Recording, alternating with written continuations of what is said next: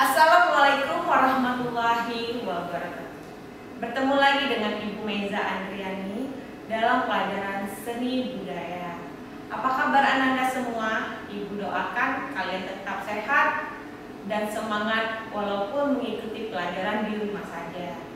Dan jangan lupa ya mengikuti protokol kesehatan, yaitu pakai masker, cuci tangan, dan selalu jaga jarak, sehingga pertemuan kita akan semakin cepat, tidak lagi virtual atau daring, tapi sudah luring.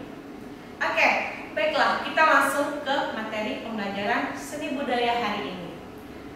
Hari ini kita akan mempelajari KD 3.4 dan 4.4. Itu kompetensi dasar. Apa saja kompetensi dasar yang akan kita pelajari hari ini? Yang pertama, menganalisis jenis, fungsi, dan unsur seni budaya Nusantara. Yang berikutnya, yang kedua, memilah jenis, fungsi, dan unsur seni budaya Nusantara. Indikator pencapaian kompetensi atau IPK. Yang pertama, membuat diagram jenis, fungsi, dan unsur seni tari. Yang kedua, membandingkan jenis, fungsi, dan unsur seni tari. Yang ketiga, mengelompokkan nama-nama tari Nusantara sesuai dengan jenis-jenis seni tari. Dan yang terakhir, nomor 4, menghubungkan jenis seni tari dengan fungsi seni tari. Baik, tujuan pembelajaran di mana ada 4.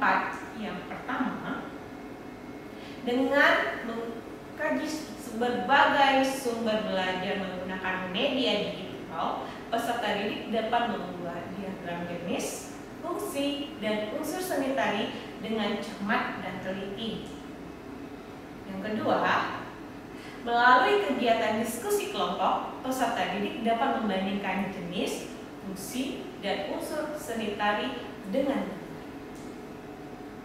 3. Melalui kegiatan diskusi kelompok, melalui sumber belajar media internet, peserta didik dapat mengelompokkan nama-nama tari Nusantara sesuai dengan jenis-jenis seni tari dengan cermat dan teliti. Dan yang keempat, melalui kegiatan presentasi kelompok menggunakan media Android di depan kelas atau nanti kita virtual, peserta didik dapat menghubungkan jenis seni tari dengan fungsi seni tari dengan benar. Baik, kita akan memasuki ke materi pembelajaran. Materi pembelajaran kita ada jenis-jenis seni tari berdasarkan penarian. Jenis seni tari berdasarkan genre atau alirannya. Fungsi seni tari dan unsur seni tari.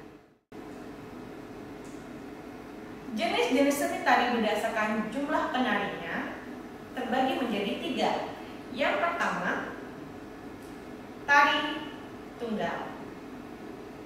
Apa itu tari tunggal? Ada yang tahu?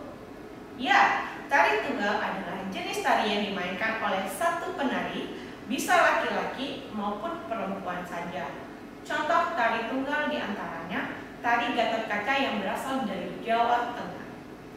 Jenis tari berikutnya yang kedua, yaitu tari berpasangan atau tari duet. Tari berpasangan adalah jenis tari yang dimainkan oleh dua penari, bisa perempuan dengan perempuan, bisa laki-laki dengan laki-laki, maupun campuran antara laki-laki dan perempuan. Biasanya contohnya tari topeng yang berasal dari Jawa Barat. Dan yang ketiga, yaitu tari kelompok atau grup. Tari kelompok adalah jenis tari yang dimainkan oleh lebih dari 2 orang. Bisa semuanya laki-laki, semuanya perempuan, maupun campuran antara laki-laki dan perempuan. Contoh tarian kelompok yaitu tari saman dari Aceh. Berikutnya, materi berikutnya, jenis-jenis tari berdasarkan genre atau alirannya terbagi menjadi tari tradisional.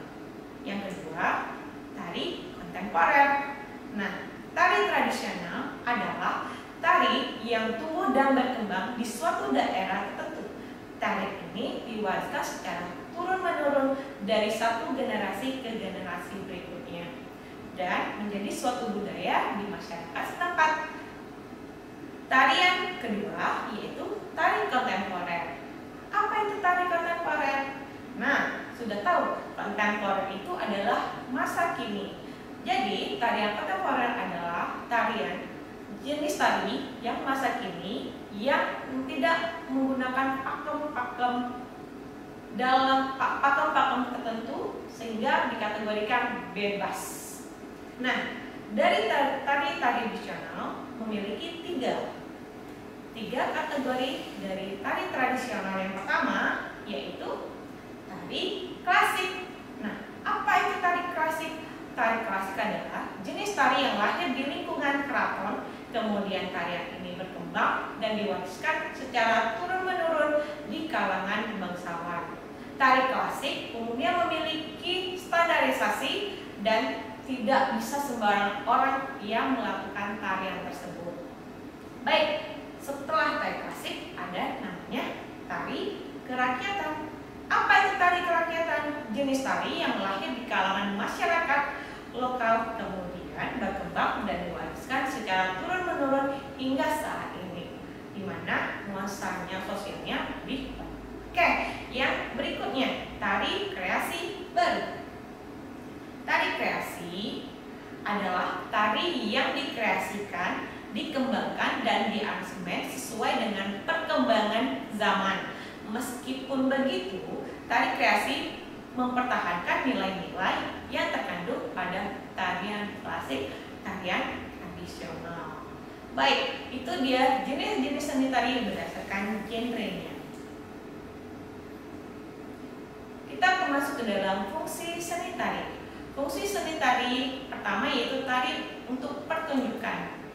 Tari yang dipentaskan biasanya memiliki ide konsep yang matang, sisi koreografi yang artistik serta tema dan terorganisir dapat ditampilkan dengan indah.